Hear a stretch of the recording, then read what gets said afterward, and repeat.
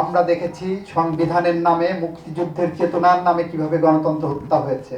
একটি গণতান্ত্রিক বাংলাদেশে রূপান্তরের আমরা চেষ্টা করছি বন্ধুরা আমার। বাংলাদেশ সুপ্রিম কোর্টে ইতিমধ্যেই মামলার সংখ্যা, ফাইলিং সংখ্যা কমে গেছে।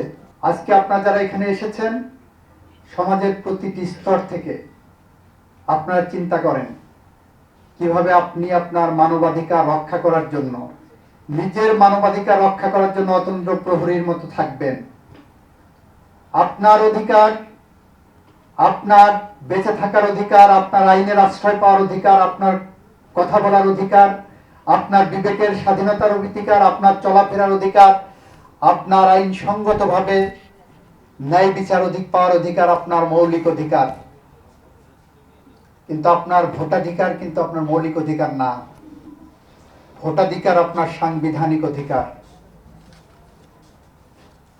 মৌলিক অধিকার এবং সাংবিধানিক অধিকার একে অপরের সাথে জড়িত। আপনি আপনার ভোটাধিকার রক্ষা করতে পারেননি। 1971 সালে মহান মুক্তিযুদ্ধের মধ্য দিয়ে অর্জিত এই বাংলাদেশ, সেই বাংলাদেশে 53 বছর পরেও সে দেশের নাগরিকদের ভোটাধিকার নিয়ে চিন্তা করতে হয়। সে দেশের নাগরিকদের ভোটাধিকার প্রয়োগের জন্য রক্ত ঝরাতে হয়, জীবন দিতে হয়, কণ্ঠরুদ্ধ থাকে, কলম বন্ধ হয়ে যায়। কারণ কি? হয়তো আমাদের রক্তে মিশে আছে প্রজার কোনো একটা জীবাণু, যেটা আমাদের দৈনিক আজাদী পত্রিকার সম্পাদক মহোদয় বলে গেছেন, প্রজাতন্ত্র। আমরা কি তাহলে প্রজার মানসিকতা নিয়ে বেঁচে আছি? আমরা কি তাহলে নতজানু ভাবে এভাবে বেঁচে থাকতে চাই? আমরা কি উত্তর পুরুষের ভীরু কাপুরুষের উপমা হয়ে থাকতে চাই? আমরা কি আমাদের লাখো শহীদের রক্তের আখরে লেখা এই মানচিত্র, এই বাংলাদেশের সংবিধানের বিপরীতে অবস্থান নিয়ে বাংলাদেশকে গড়ে তুলতে চাই? আমরা দেখেছি সংবিধানের নামে, মুক্তিযুদ্ধের চেতনার নামে কিভাবে গণতন্ত্র হত্যা হয়েছে।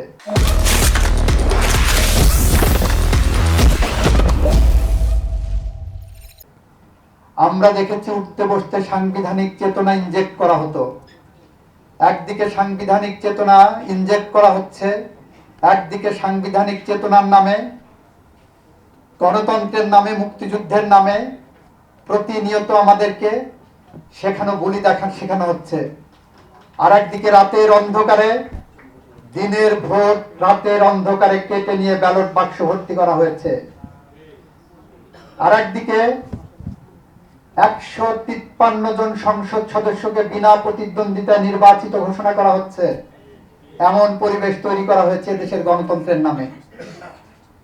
আর একদিকে 2024 সালের নির্বাচনও আপনারা দেখেছেন কি প্রক্রিয়ায় এই গণতন্ত্রকে আমরা নির্বাসনে পাঠিয়ে গণতন্ত্রের নামে খেলা করেছি। সেই অবস্থা থেকে বাংলাদেশের ছাত্র জনতা জুলাই বিপ্লবের মধ্য দিয়ে আমাদেরকে যে দায়িত্ব দিয়েছেন, সেই দায়িত্ব কিন্তু অনেক কঠিন, সেই দায়িত্ব অনেক বন্ধুর, সেই দায়িত্ব অনেক কণ্টকাকীর্ণ।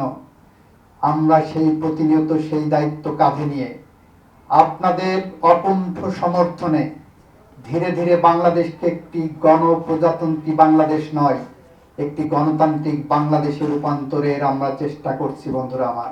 আমি যেখানেই থাকি না কেন, আমি বাংলাদেশের যে প্রান্তেই থাকি না কেন, আমি যে পদেই থাকি না কেন, আমার রক্তে মানবাধিকার মিশে আছে। আপনারা লক্ষ্য করবেন, বাংলাদেশ সুপ্রিম কোর্টে ইতিমধ্যেই আপিল বিভাগে মামলার সংখ্যা, ফাইলিং সংখ্যা কমে গেছে। কারণ আগে যে কোনো জামিনেই আপিল বিভাগে যে স্টে করা হতো, আমরা আমাদের সহকর্মীবৃন্দ আমরা বসে সিদ্ধান্ত নিয়েছি শুধুমাত্র যাওয়ার জন্য, মামলা বাড়ানোর জন্য আমরা ঘর হামেশা আপিল বিভাগে আমরা যেন না যাই। আমরা যাব যেটা রাষ্ট্রের প্রয়োজনে, যেটা আইনের প্রয়োজনে, যেটা আইন শৃঙ্খলা রক্ষার প্রয়োজনে প্রয়োজন হয়, শুধুমাত্র সেইটাই যাব।